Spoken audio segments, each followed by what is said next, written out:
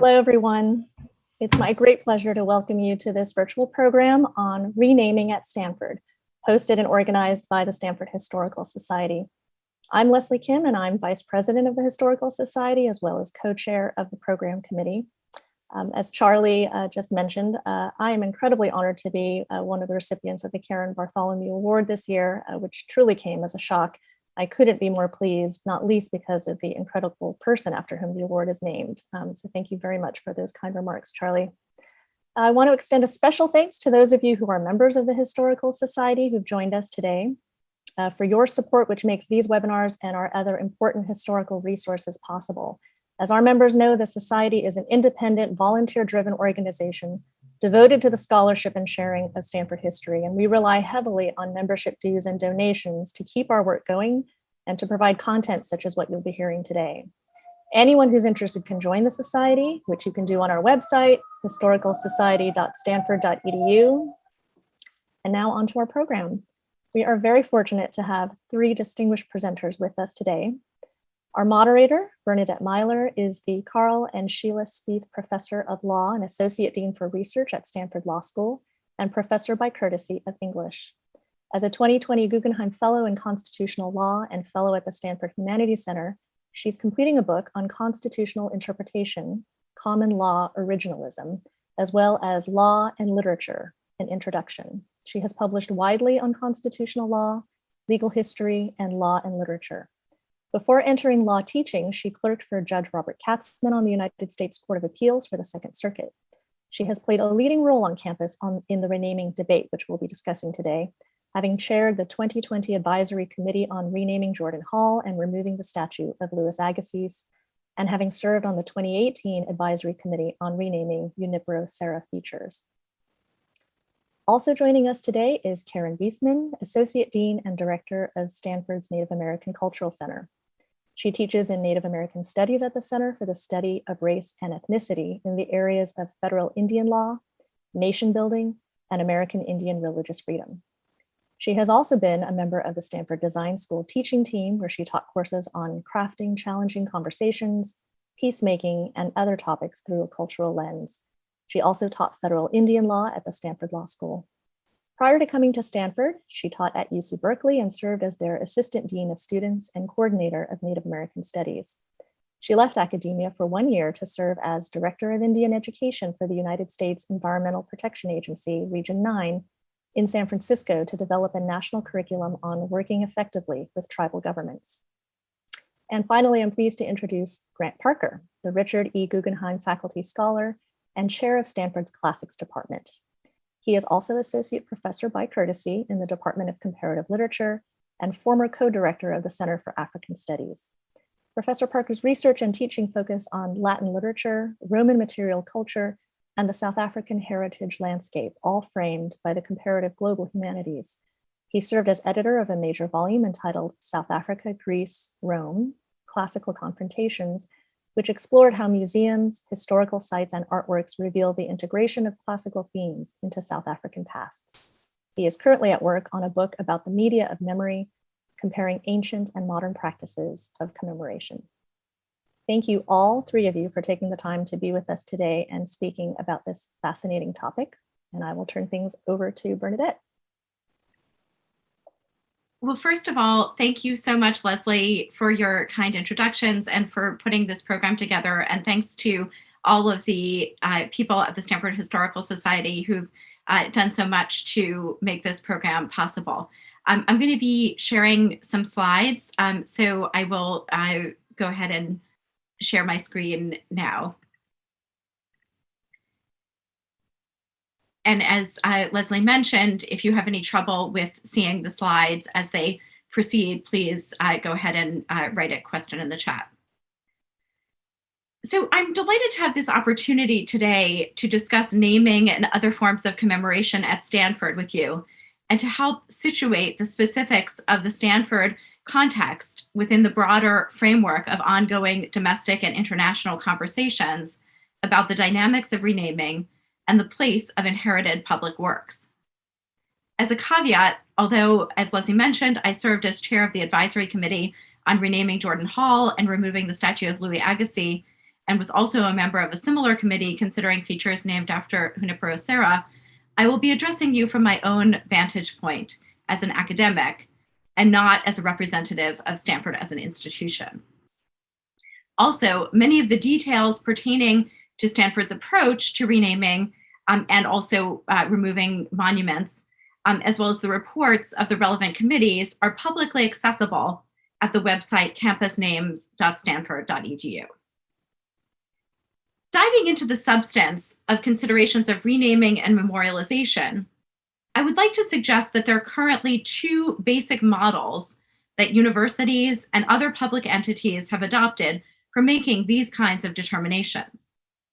The first, which I believe generally applicable to Stanford's process, takes up the question of renaming or removal in relation to each individual person or entity with respect to whom a member or members of the community object. The renaming principles, articulated by a committee that my esteemed colleague Paul Brest chaired, focus on the history and impact of each individual. As the principles outline the process for name changes, a committee charged with considering this step should evaluate a number of factors, including the centrality of the person's offensive behavior to his or her life as a whole, their relation to the university's history, the harmful impact of the honoree's behavior, community identification with the feature, the strength and clarity of the historical evidence, as well as the university's prior consideration of the issues and possibilities for mitigation.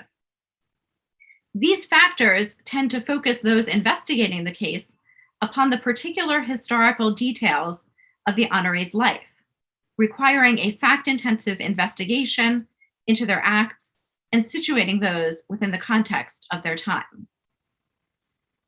Some public entities have suggested an alternative approach to memorialization in public spaces.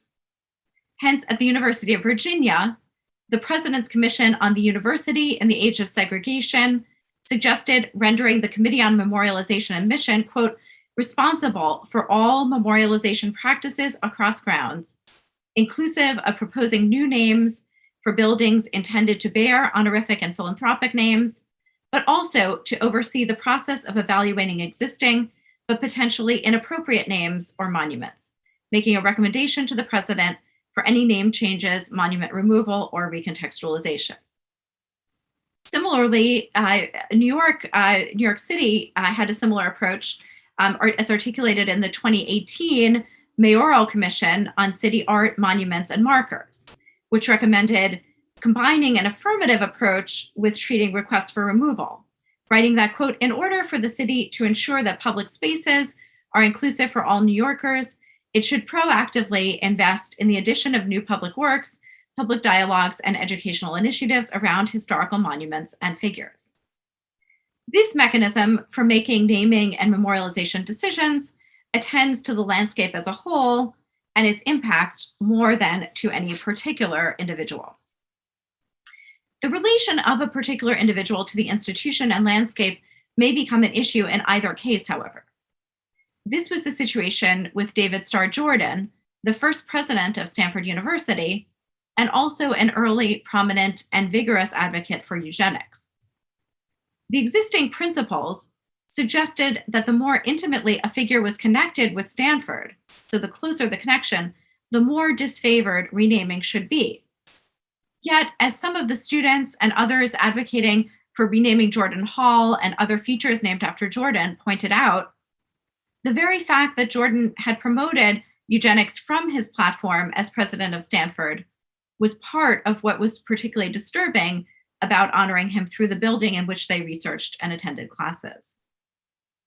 As a result, the advisory committee concluded, while recommending removal of Jordan's name from campus buildings, that, quote, precisely because of Jordan's seminal role at the beginning of the university, it is important that Stanford today tell a more complete and nuanced version of Jordan's story and its relation to Stanford's own history, a task that the committee's report itself attempted to begin.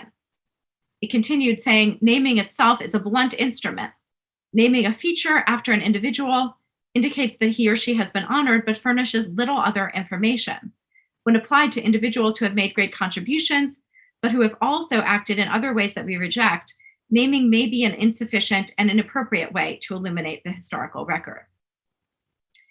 While the principals themselves and many community members expressed concern about erasing history, the committee suggested a number of mechanisms, many derived from community input, for elaborating upon the relevant history in a way that would serve an educational function for both the university community and visitors to campus. One ancillary benefit of many recent efforts to alter memorial representations has, in fact, been the creativity of alternative and improved mechanisms for recounting history that they have unearthed. I also want to suggest that in the United States, another longstanding context for contemplating and evaluating public representations may have relevance for debates today about renaming and monument removal. When applying the Establishment Clause of the First Amendment of the US Constitution, courts have long considered whether the way that religious figures or iconography is represented means that government actors have endorsed religion. Their criteria and analysis overlap in some respects with what scholars have discussed with respect to public monuments of the Confederacy or memorials that appear to enshrine a particular hierarchy of race or empire. At the same time, there is divergence enough between the two spheres that both can inform each other.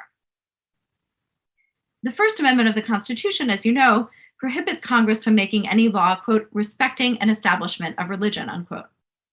This Establishment Clause has been interpreted to forbid certain kinds of federal and state endorsements of religion. But the criteria that should be used to determine when such an endorsement has occurred remain both murky and contested. One tension concerns the respective roles of the governmental purpose. This is Jordan Hall in the Statue of Agassiz. One tension concerns the respective roles of the governmental purpose in erecting a monument and the impression that the observer receives upon viewing it. An older test for Establishment Clause violations emphasized a secular legislative purpose. More recently, a majority of the Supreme Court has called the stability of a monument's purpose into question, arguing both that the religious significance of a particular representation may diminish over time and that other significations begin to accumulate. Hence, in cases like American Legion against American Humanist Association from 2019, the Supreme Court determined that the Bladensburg Cross, pictured here, did not violate the Establishment Clause because it acquired a secular meaning through World War I memorials and also took on historical importance with the passage of time. Another set of criteria, pioneered by the late Justice Sandra Day O'Connor, looked instead to the impression a particular display would create in the mind of a reasonable observer, regardless of the origin or the history, and whether it would create the appearance of an endorsement of religion. Within today's discussions of public monuments, there are echoes of both of these approaches. A recent conversation with David Blight and Elijah Howard discussed the Freedmen's Memorial in Lincoln Park. This is the picture of that.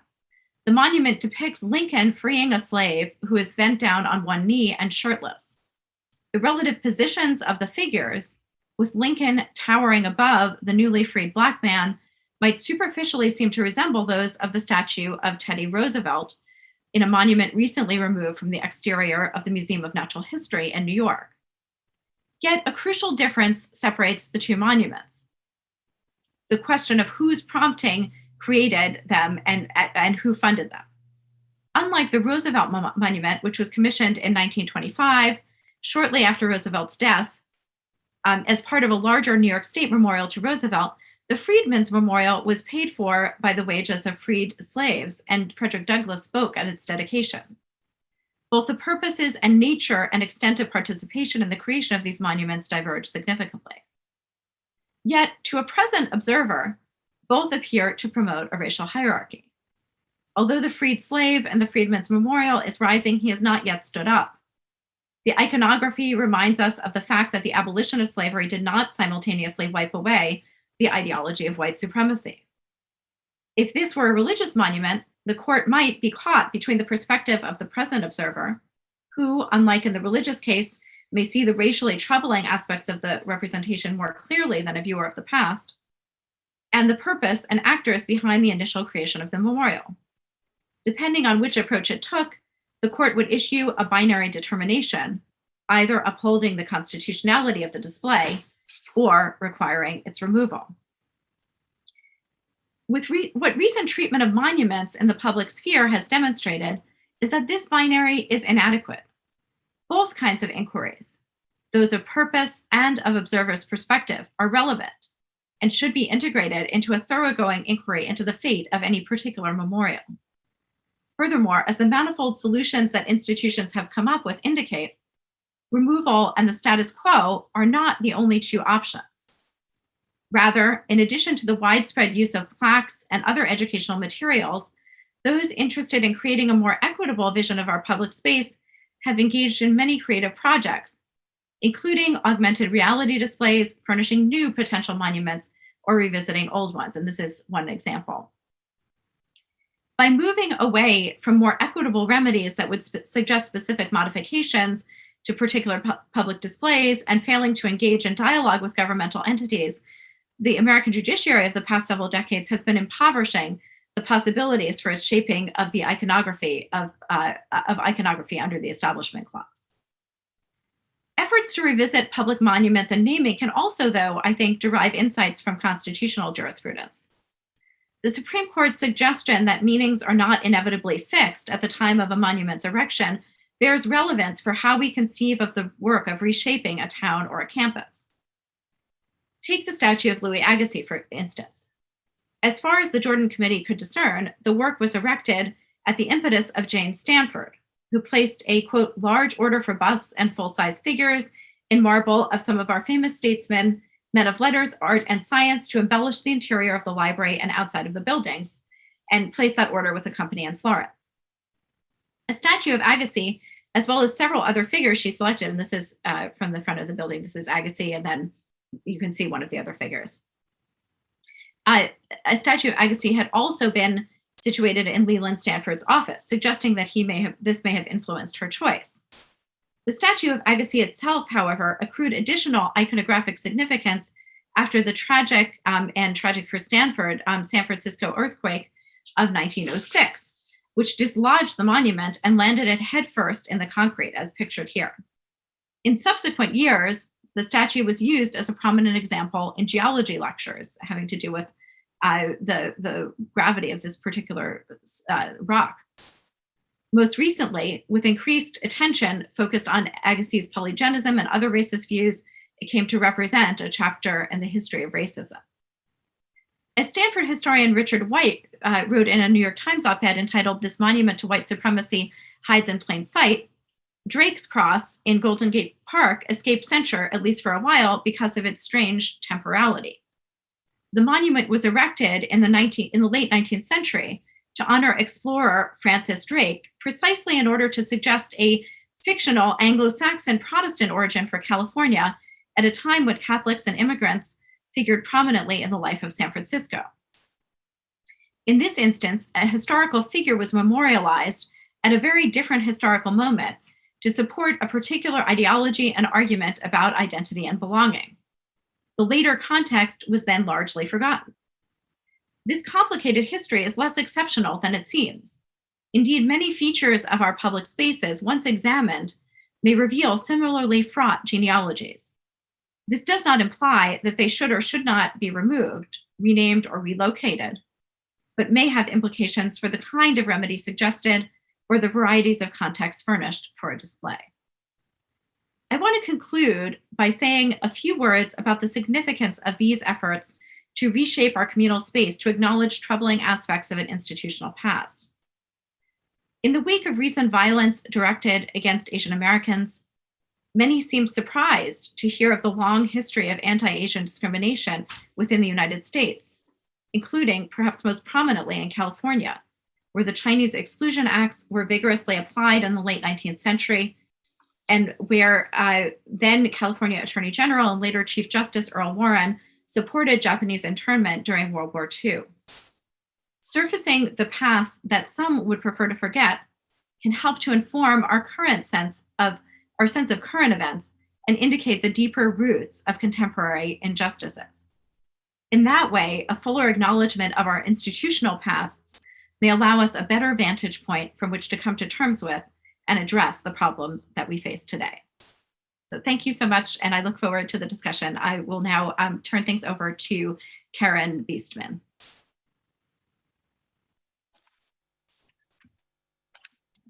Great. Thank you so much, Bernie, and many thanks to the Stanford Historical Society. It's an honor to join you. We start with an acknowledgement that Stanford sits on the ancestral land of the Muwekma Ohlone tribe. This land was and continues to be of great importance to the Ohlone people. Consistent with our values of community and diversity, we have a responsibility to honor and make visible the university's relationship to Native peoples.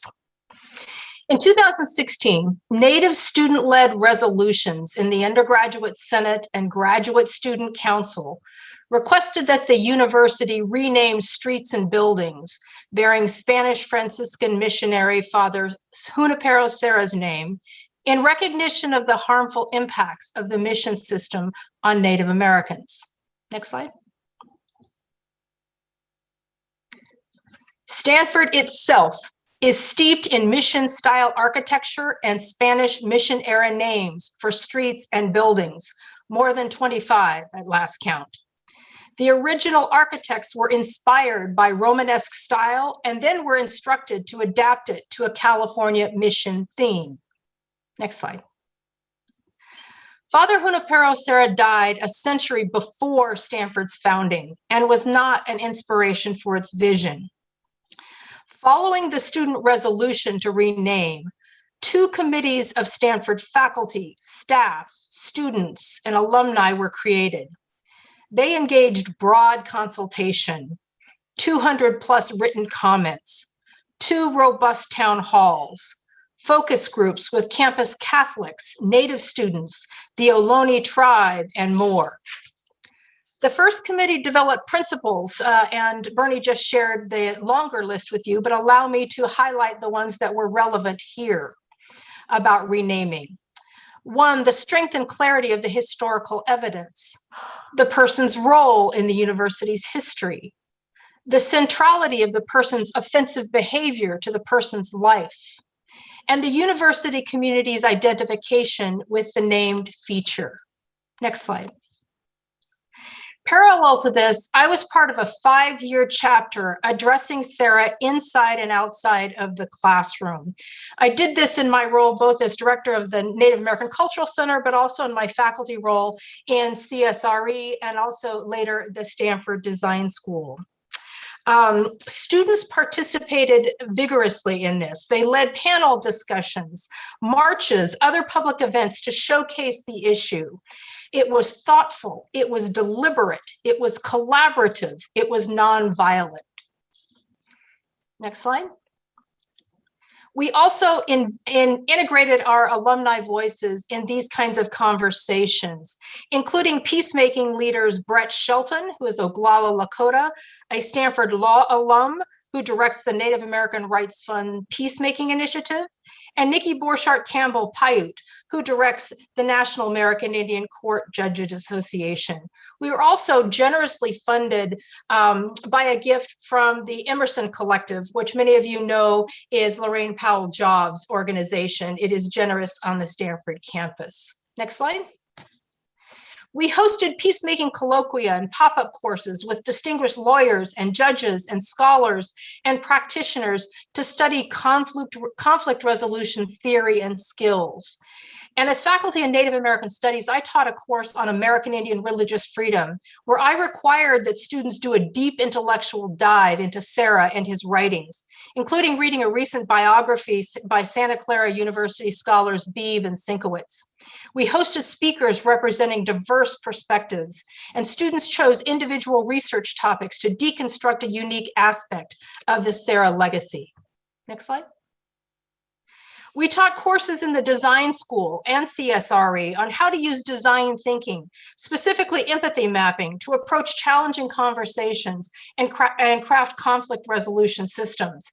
I was intrigued when the design school entered really mainstream of Stanford life, and how the formula developed, which is really quite basic, applies to everything from designing an electric car to solving a freshman dorm roommate conflict, and how that resonated with the work that we were doing in peacemaking, particularly around empathy mapping. When you design a project or a product, the first thing you really have to do is do a deep dive into understanding all of what your stakeholders think, walk in their shoes. For us, we saw a real resonance with the work around peacemaking. Next slide. And similarly, we developed a series of practicums to train students who wanted to become peer peacemakers. Here's a short description. Take a few seconds to read.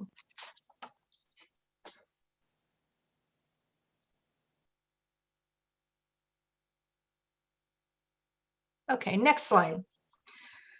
I also invited one of our star students, Choctaw peacemaker Carson Smith, to lead a peacemaking session for the final renaming committee meeting amongst students, I think, and Bernie can correct me if I'm wrong. And we hosted this at the Native American Cultural Center. In short, let me tell you a little bit about what peacemaking is for those of you who don't know. It's a framework based on indigenous wisdom and practice. Teaching it is broadly it's not cultural theft for those of you who are worried about appropriation. It's cultural sharing. It's a valued tradition in tribal communities. It's the foundation for other movements like restorative justice and transformative justice and alternative dispute resolution and more. Peacemaking is a place-based conflict resolution framework that promotes community building, understanding, and healing, not the binary of winning and losing. It has to be consensus-based. I tell people it is simple, but not easy. Let me tell you a quick word about architecture and practice and how it played out with renaming. Creating equity of space and voices is key. Participants sit in a circle so that everyone can see and hear each other, and no perspective is privileged or more visible than another. A peacemaker facilitator invites people to identify group values. A common question to start is, and think about this for yourself, how would you answer this? What is your core personal value and who gifted it to you? What is your core personal value and who gifted it to you?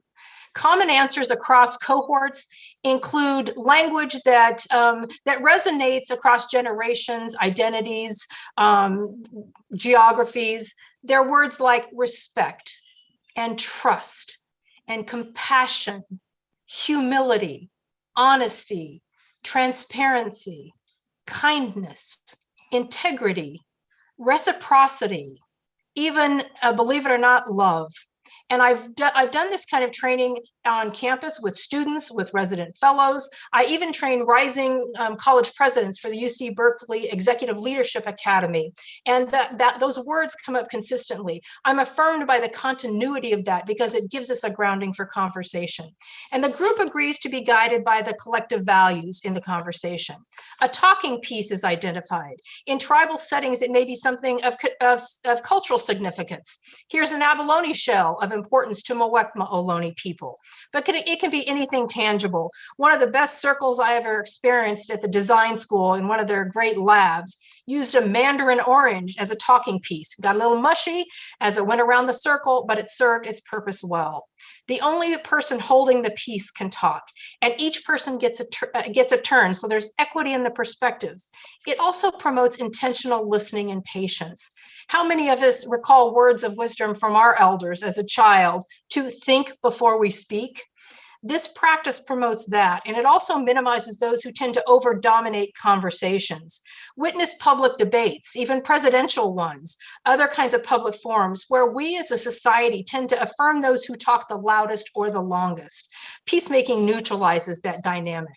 Sometimes there's a centerpiece in the circle for participants to look at if eye contact or other content dynamics make them uncomfortable. But in this circle around renaming, at the NAC, with faculty members and students and staff and the renaming committee itself, students spoke personally about visceral feelings of harm, trauma, emotional damage to their mental health associated with observing the Serra name.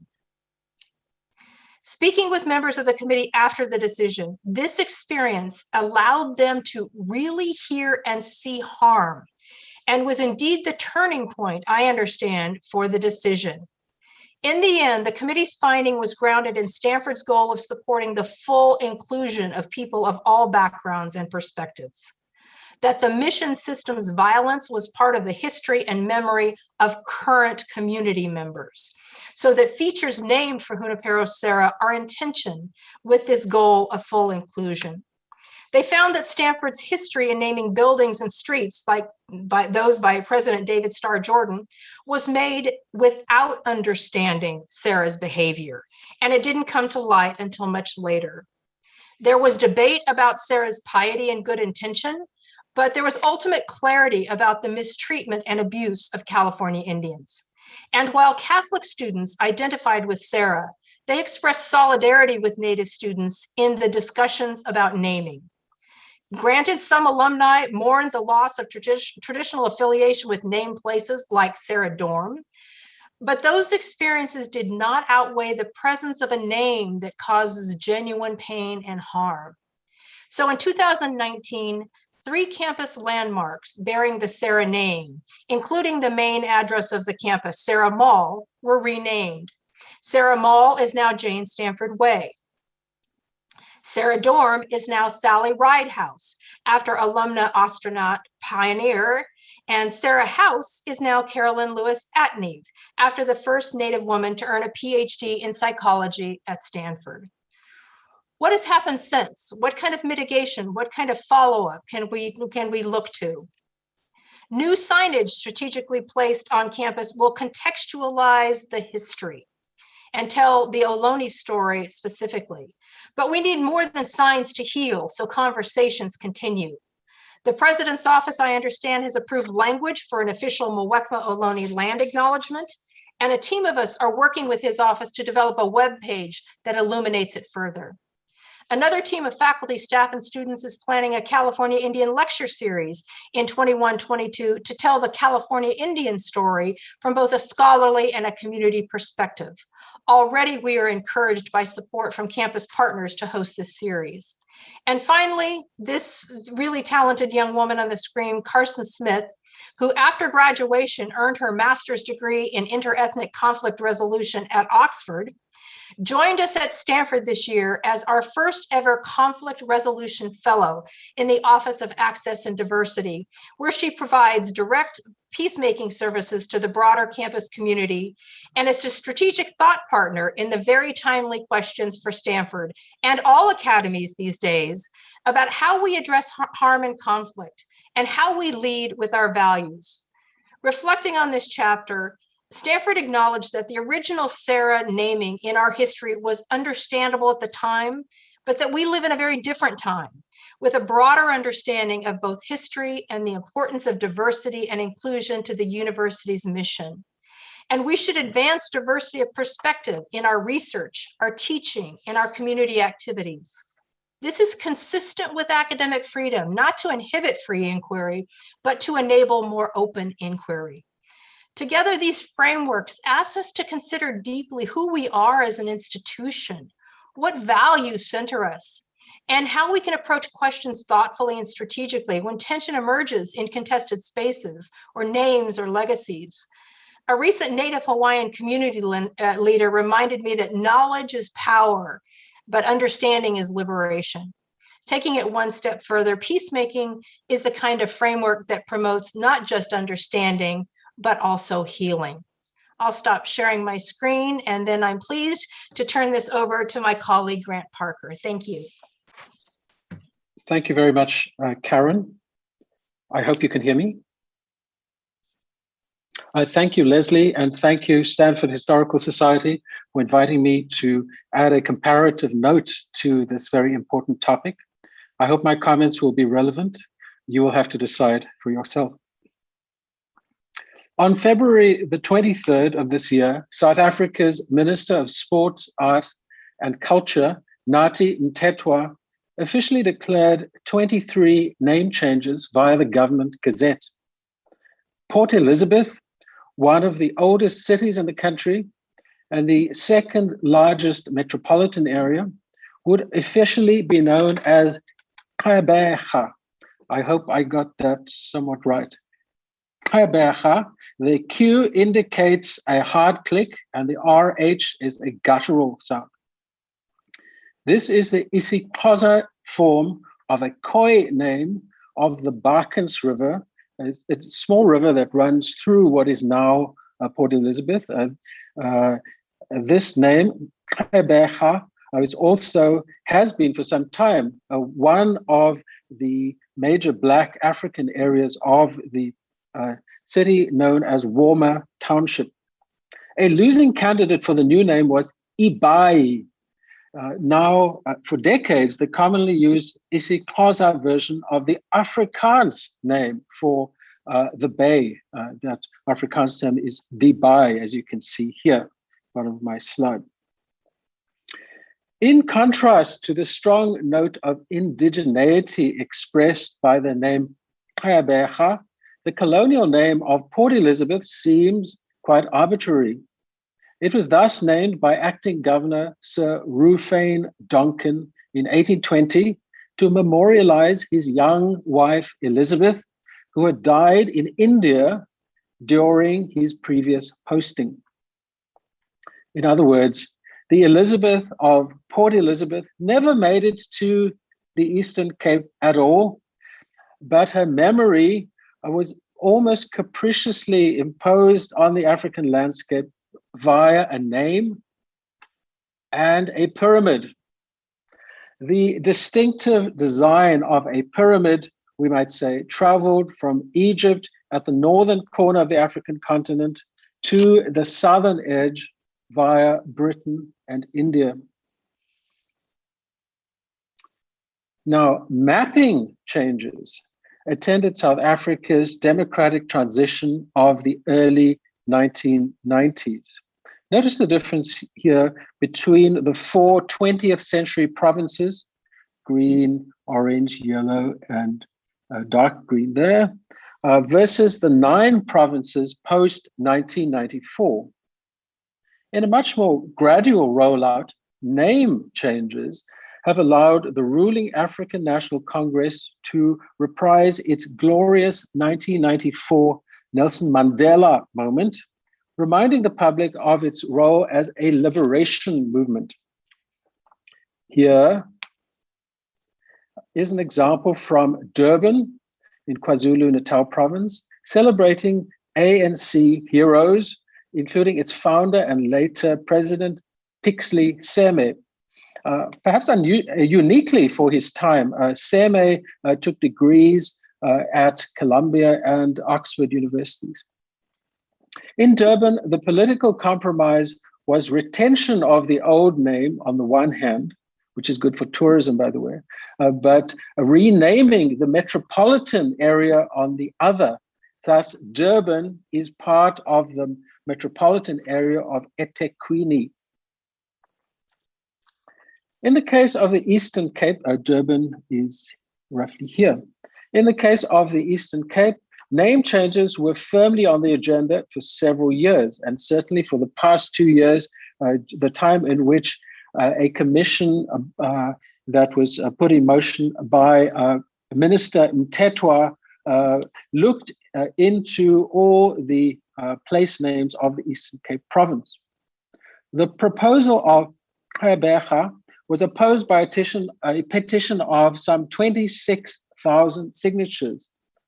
Other name changes in the Eastern Cape province included Uitenhage to Kariga, King William's Town to Khanse, and the Port Elizabeth Airport to King David Stuurman Airport, thus named after a Khoi leader who resisted the Dutch and British settlers in the early 19th century.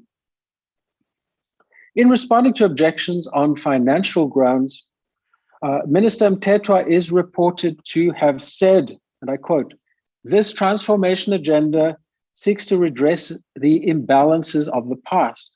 Therefore, no quantifiable price tag could be put on it, end quote.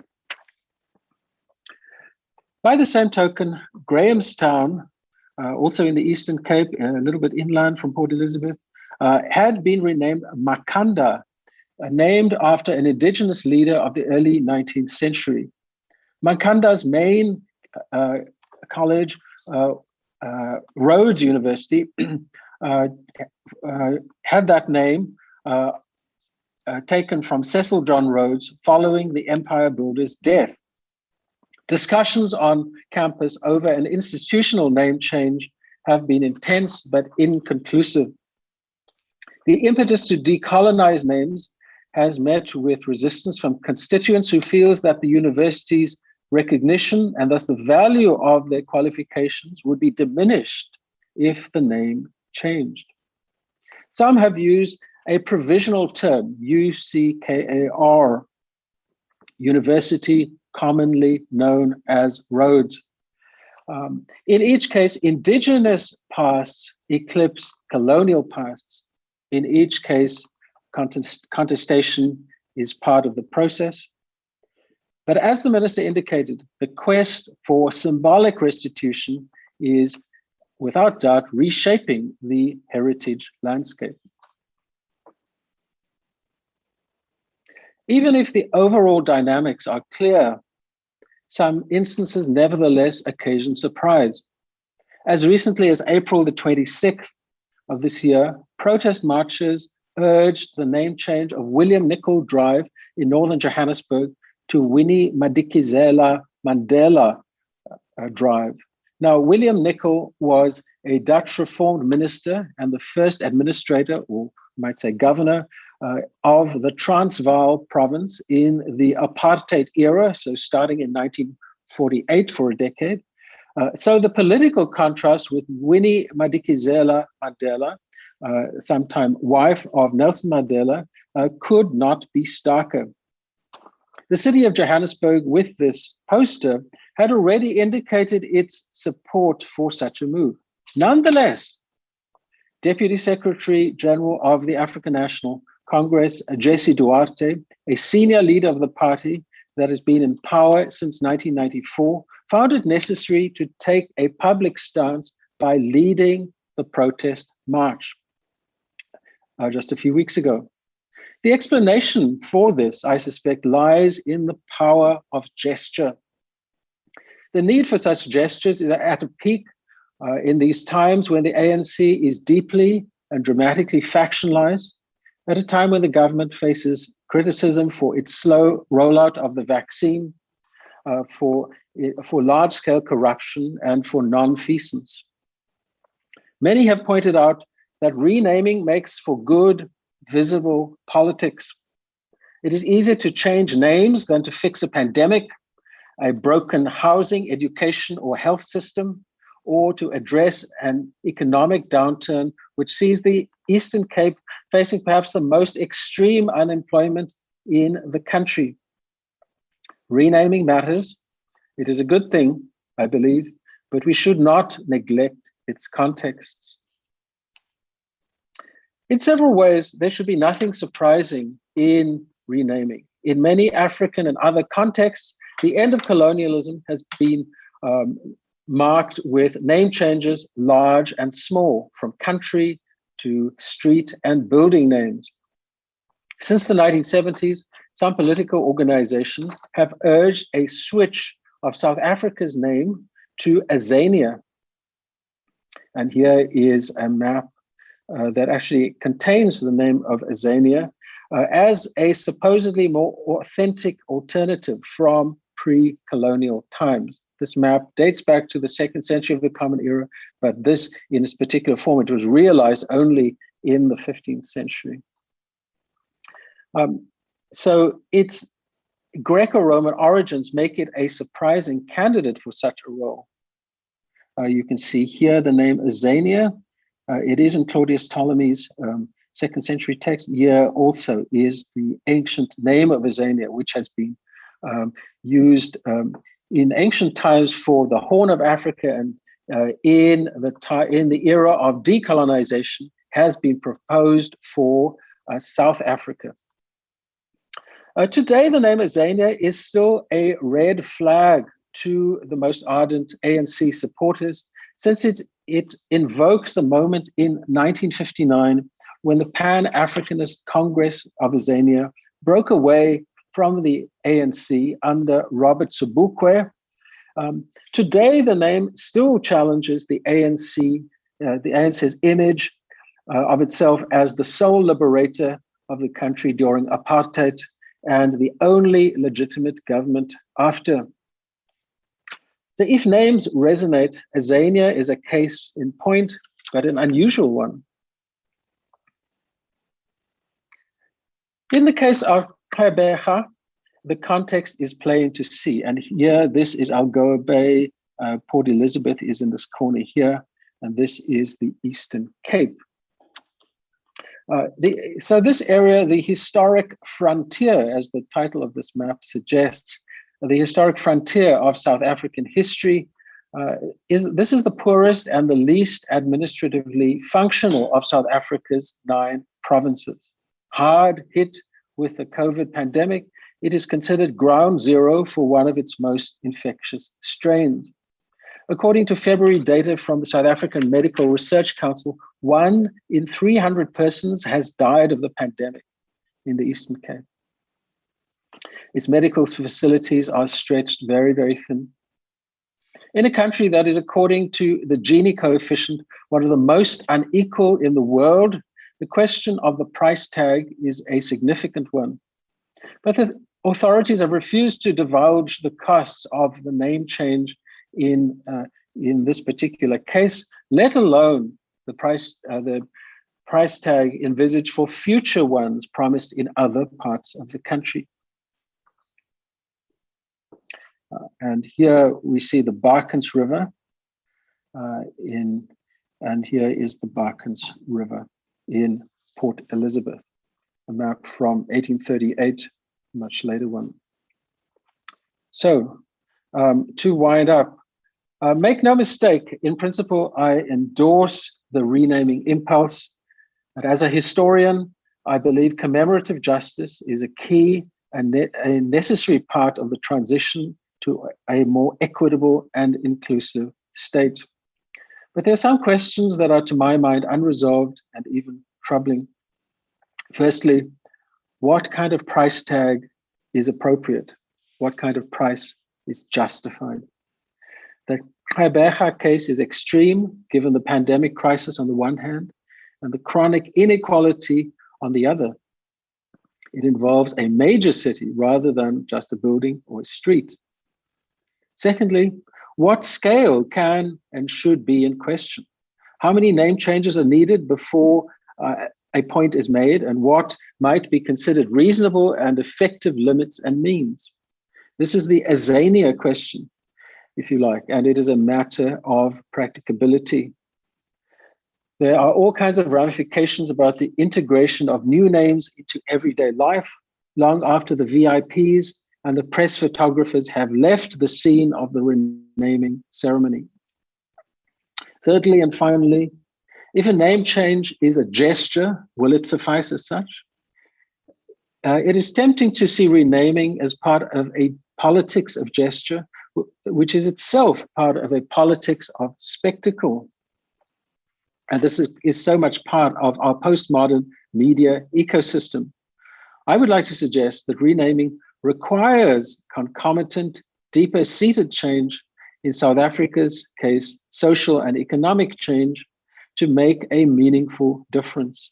Is renaming an act of social justice in itself, or is it intended to catalyze change? Is it unsuccessful if it fails to catalyze such change within a given period?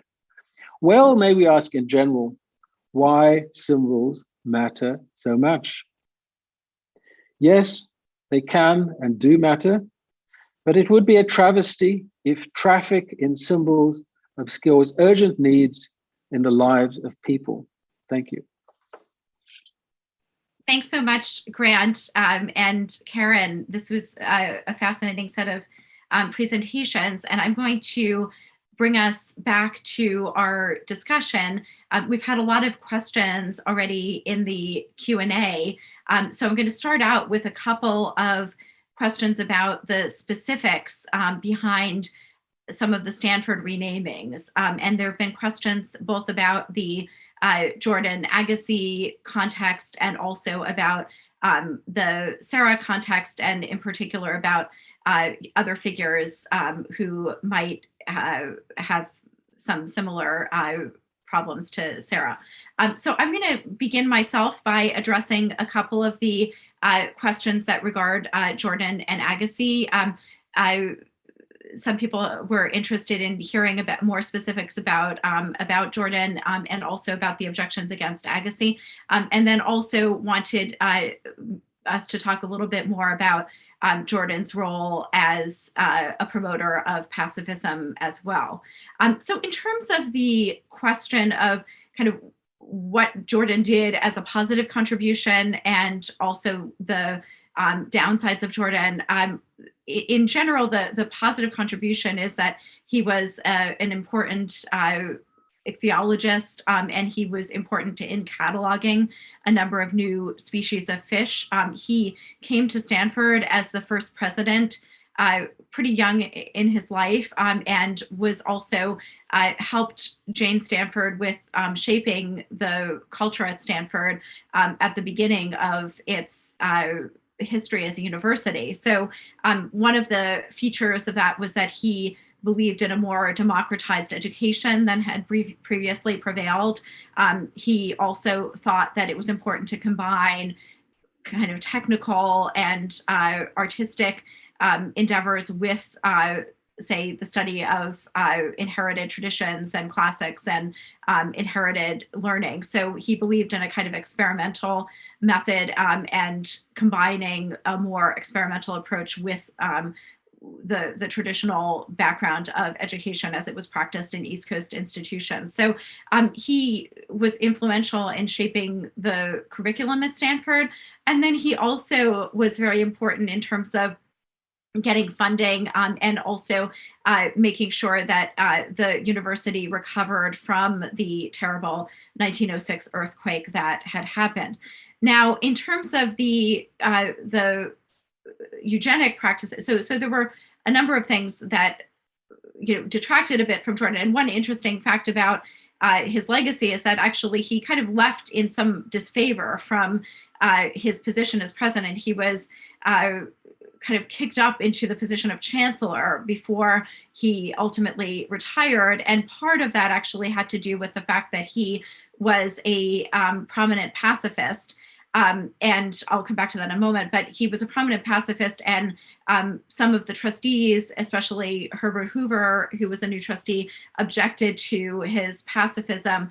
And there were also, we did a lot of archival work in the Stanford archives when we were researching Jordan, and came upon some interesting evidence that he was investigated by the FBI as potentially deterring people from the draft because of his pacifist speeches. So I think that he was turning out to be somewhat troublesome for the university when he ultimately left.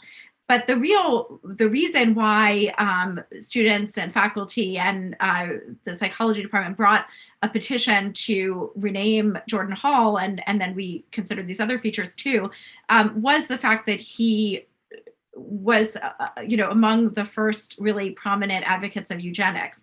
And he advocated eugenics in a lot of different works. He wrote about it in terms of fitness and unfitness. So he wanted to be able to promote what he thought of as fitness, and then encourage the moving away from unfitness. And he even thought about his work on pacifism in relation to that as well, because he argued that sending people to war was to get rid of a lot of the fit members of society, and then leave who remained. So that was sort of the basis for objections against Jordan. And one of the other things that we looked into was basically his role in various important committees that then became frameworks for eugenics in America. And in particular, he chaired the first committee of the that featured eugenics in America, and helped with a later kind of San Francisco exposition that developed the theory and promoted eugenics. So those are the basics about Jordan. With respect to Agassiz, he a lot of his writings and advocacy sort of demonstrated his racist beliefs, and in particular his view of polygenism, which was about the idea that different races evolved from different, evolved differently, basically.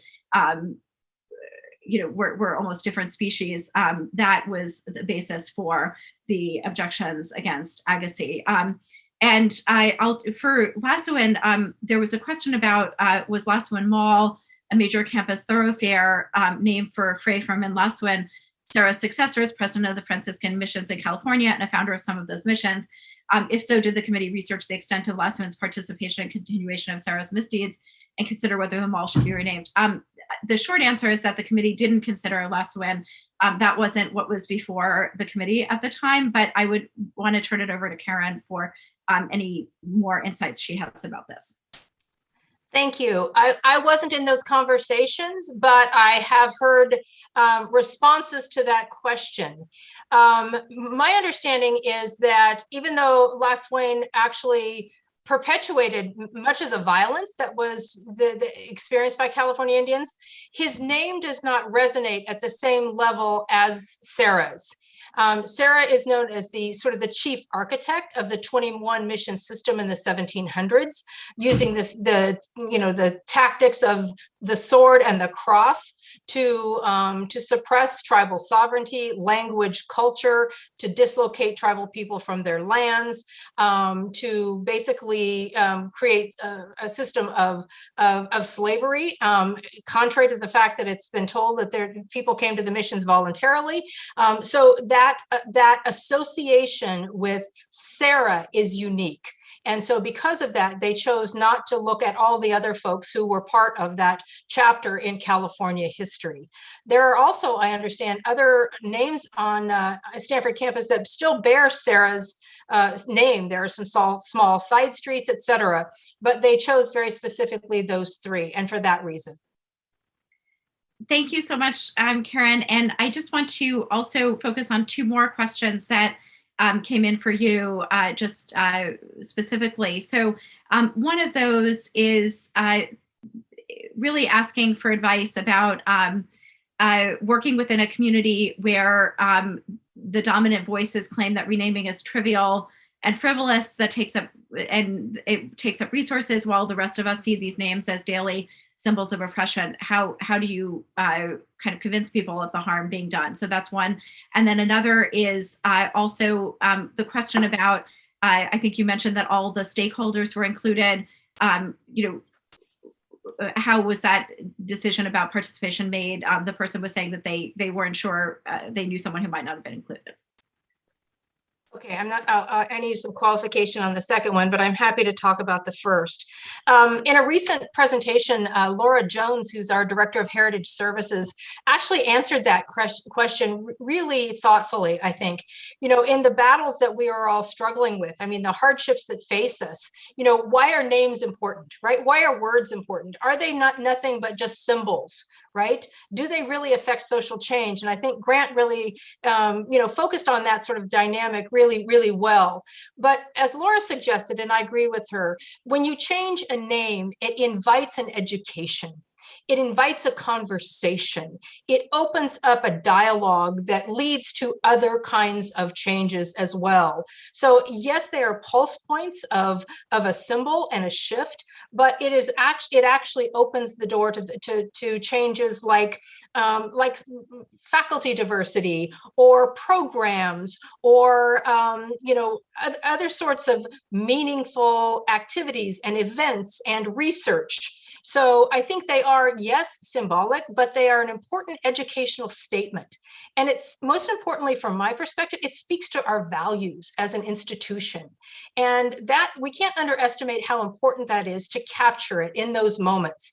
And it takes a long time to craft those conversations. Again, the Native students who did this, it took 5 years. It took 5 years to go through the different committees and to do the research and that sort of thing. So it's involves persistence and sometimes, you know, real struggle. But I think it makes a difference in who we are as an academy. So it is more than symbolic. So I encourage you, I don't know the context, but I encourage you to, you know, to really explore that deeply and be, you know, and be committed if there are conversations to be had and allies to be engaged. Secondly, about stakeholders, I was talking about stakeholders, I think you're referring to in the context of how we brought people together in the process of the resolution and the request for renaming.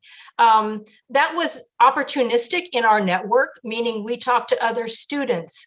The committee itself had a whole outreach agenda. They met with stakeholders. They met with the Catholic students in El Centro. They met with the Ohlone tribe. We did too.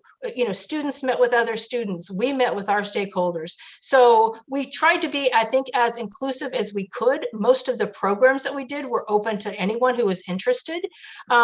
Did we connect with everyone who had a potential interest in it? I'm sure probably not. You know, just because it's the nature of that process, because it's, you know, it's the academy and it's student led. But I do think the invitation was broad and welcoming, and we've invited the diverse perspectives. We really invited those diverse perspectives.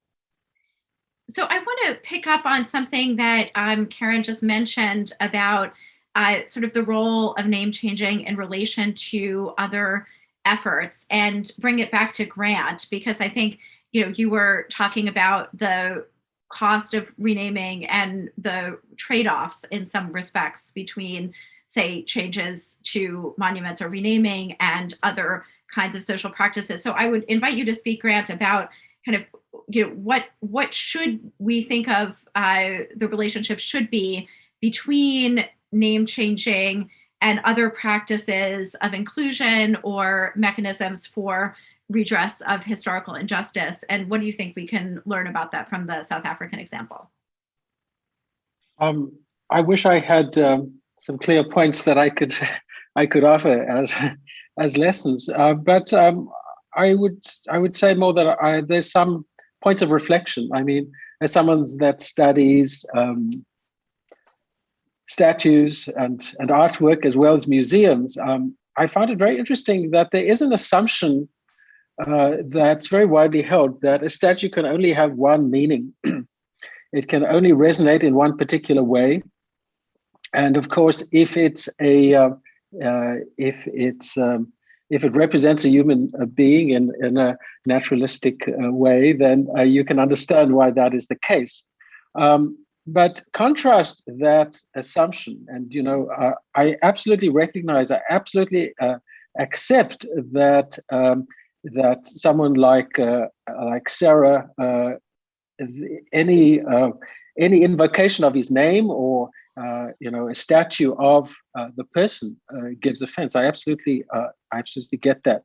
But I'm interested in the fact that we very often expect museums to tell a multivocal story. If we are talking about a history of discrepant experience, which any colonial situation is, whether in North America or South Africa or wherever the case may be, these are discrepant perspectives, and there's an assumption that a museum can tell that story. If you have a sufficient canvas to tease that out. And, you know, museology now has wonderful techniques. And our own university has done some great work on those lines.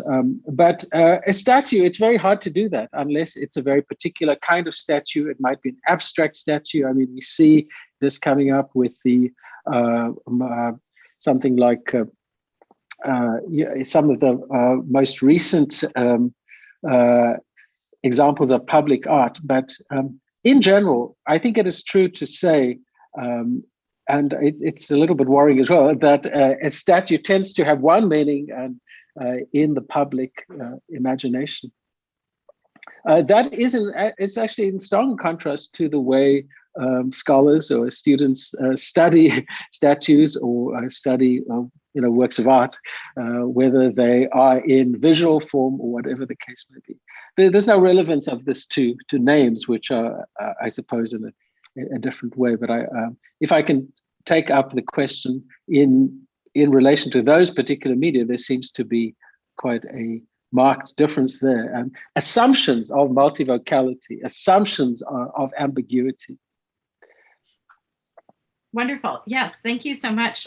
That's a wonderful answer. And so I'm going to move to another set of questions that have to do with renaming other features named after Jordan, including chairs and professorships, and then also a question about philanthropic gifts. I just want to sort of answer that quickly by saying that actually the whole question of renaming when it involves something that was named because of a philanthropic gift has a completely different track because of the contracts involved and the contractual obligations. So that has not been a part of the renaming process so far at Stanford. So I know other institutions have included those kinds of renamings within the same procedure, but that hasn't happened at Stanford at the moment. Then there's another set of questions that really pertain to the relation between name changes or monument removal and other forms of education about a particular historical figure or their context. So one person was asking, how many current students knew who these people were, and if there was an attempt to educate about why they'd been honored in the first place and why no longer appropriate or acceptable today. I think, Karen, you have been involved in some of those efforts, so maybe you want to speak to that a little bit. Yes, thank you. And I actually think, as much as some of us were frustrated early on to see the protracted process of renaming. It went through a rendition of an initial committee and then a committee to determine principles and then another committee, and this took a very long time. I actually think the fact that it is very deliberative is affords us an opportunity to engage more widely, to be much more inclusive, to do a deeper dive into the implications, to educate. This is why I think it was so important that the Serra issue was embedded in classrooms, in research, in student leadership, in conversations with the Office of Religious Life. So I think there's a value in embedding that in a very Stanford way, because it does invite people's participation and it does allow us to educate, not just through our own experiences, but in the class I taught, we read, 500-page biography written, by people who are Catholics, right? We read Serra's original papers. That's a very Stanford thing to do. Right? To do the deep dive into the scholarship and then to talk to people and have informed debates, vigorous debates, thoughtful conversations. And I think the process, whether it intended to or not, actually afforded that. So even though it took a long time, I do feel like when you come to a decision, there's a history. It's a substantive history, and there's a record of those conversations, that record of that consultation that allows the decision makers, whether it's the committee or the provost or the board of trustees, and then ultimately the president, to make a decision knowing what the background is. So I think that kind of process in the academy is essential. Yeah, so Grant, please go ahead. Yeah. If I could just pick up on that point, and particularly Karen's use of the word process. So it's very easy to think of a name change as a process. And, if that process can engender education about how things got the way they are, what led to certain conditions and understanding the historical making of society. That's a plus right there. If consensus is built in the process, that may be a lot to ask. It's very hard to imagine consensus being reached in South Africa, for example. But yes, and so one might ask, can you make any decision without consensus? But insofar as the discussion is a process that is different from the end result, the product. I mean, the Rhodes University situation seems like some kind of provisional name that's being used. So the process is actually being drawn out almost intentionally. That's very unsatisfactory in many ways, in many practical ways. But it's very interesting to reflect, Karen, on your insistence on the term process there, because I think that is exactly the opportunity for communities to explore and understand better. Thank you. I just want to say one more thing about the process part. I also was present at the peacemaking event that Karen had mentioned and found it just incredibly powerful. So I do think that the nature of a process can be really important, and what goes on in the process can be important both in terms of educating people, but also in terms of reconciling a community and getting people on the same page about what should happen.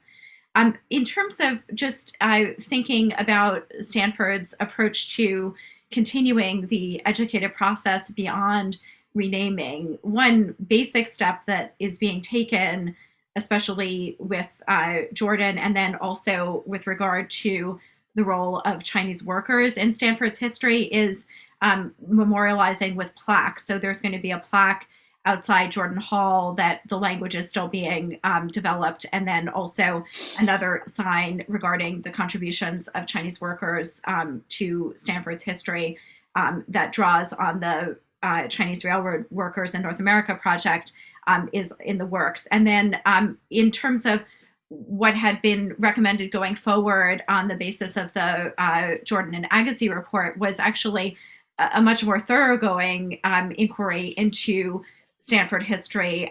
One member of the community had brought forward the suggestion that there be a display on Jordan and kind of his relation to Stanford, but also the eugenic legacy at the Stanford guest, at the Welcome Center. So that's one possibility. There are other possibilities also. I think that one really interesting approach that's being taken at the University of Virginia right now, as of last month, is to have a kind of cell phone mediated AR augmented reality displays that elaborate the history of a lot of parts of campus.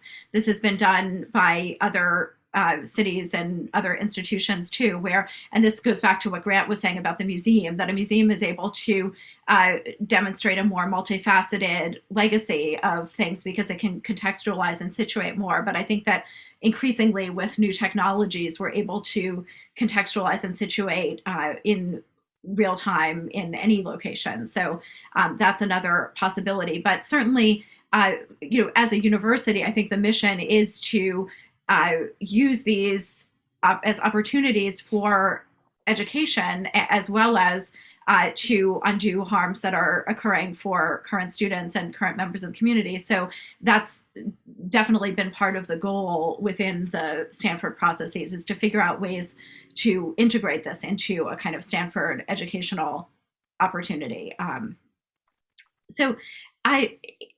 there are a number of other questions that are really interesting and provocative.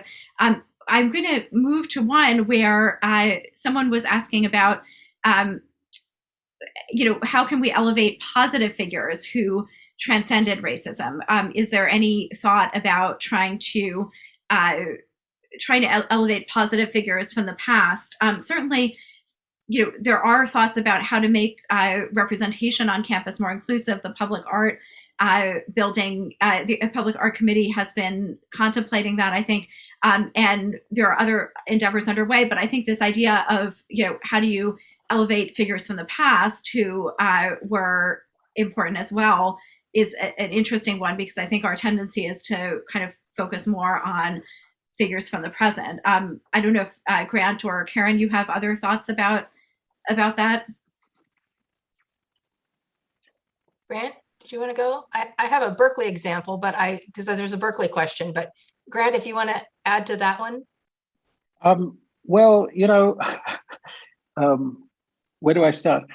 The thing is, if the restorative part means that there's already a great deal that to respond to, and that can be very difficult, very traumatic.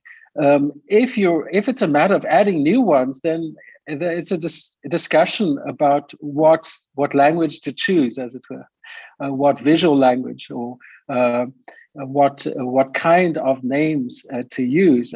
It's by no means obvious that public art, or certainly in the kind of naturalistic statue, is anything like a good solution for the 21st century. Just because a certain kind of representation or style has predominated for a very long time to serve a particular kind of work of commemoration doesn't mean by any means that that any institution, any town, city should feel stuck in that mode of commemoration.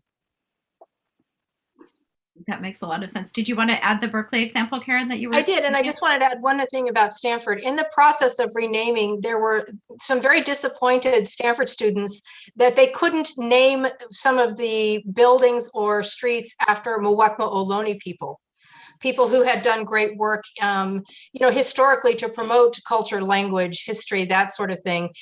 So that's another way we're thinking about how can we uplift those names from our communities in spaces, in signage, in programs, in art, etc. Because the renaming pathway didn't allow that. It was restricted to people who had Stanford histories, and these folks didn't. I've been part of a conversation at UC Berkeley for a long time. I saw a question there, particularly the role of the relationship with the anthropology museum there, and the fact that they have close to 10,000 Native American human remains in a collection, and that's been deeply contested. Most of those are Muwekma Ohlone, by the way. And so there have been concerns about renaming, petitions to rename Kroeber Hall. Alfred Kroeber was the father of the anthropology department at Berkeley. He was the one to house Ishi as the first living history and living museum exhibit, a Native Californian in the museum. So there's a contested history there, and then went on to lose his brain and gift it to the Smithsonian. There's a long story there. But UC Berkeley, I was on a call last week with their vice chancellor of research. UC Berkeley is changing that narrative. They are moving to remove the Kroeber name and invite recommendations to rename other things. The word Ishi Hall has come up as an alternative. And when questions came up on a webinar about Kroeber actually saw it as his work to uplift California Indians. He was a friend of Ishi and others. Why would you actually take his name away? And I thought the vice chancellor's answer was really insightful. She said, it's not his specific intent.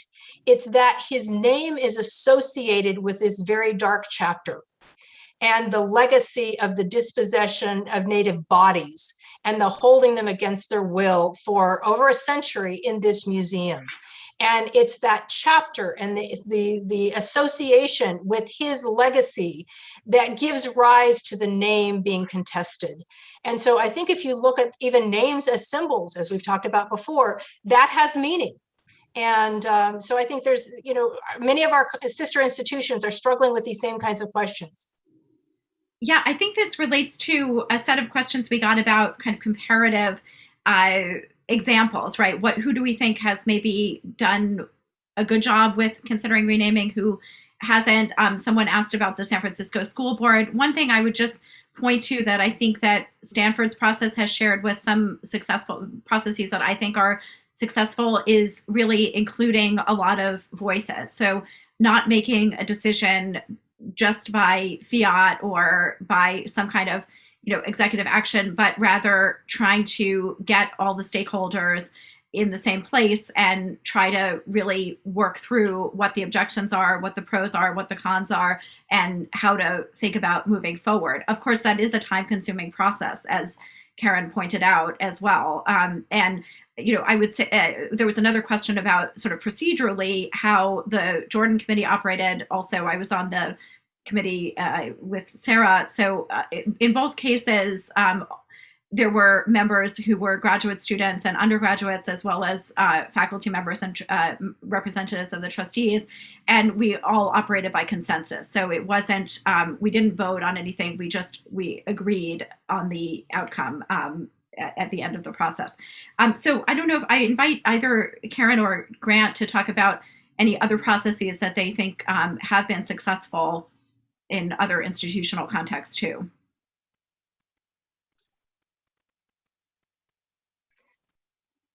I don't have, a deep factual understanding of what other campuses have done. I do have anecdotal experience in that many of my colleagues, particularly those involved with Native American communities, have reached out to us to say, how did you guys do that? Right? So I think Stanford is really being innovative in the way we're thinking about this. I don't know that it's the easiest or the best or what have you, but I think there are a lot of campuses struggling with this.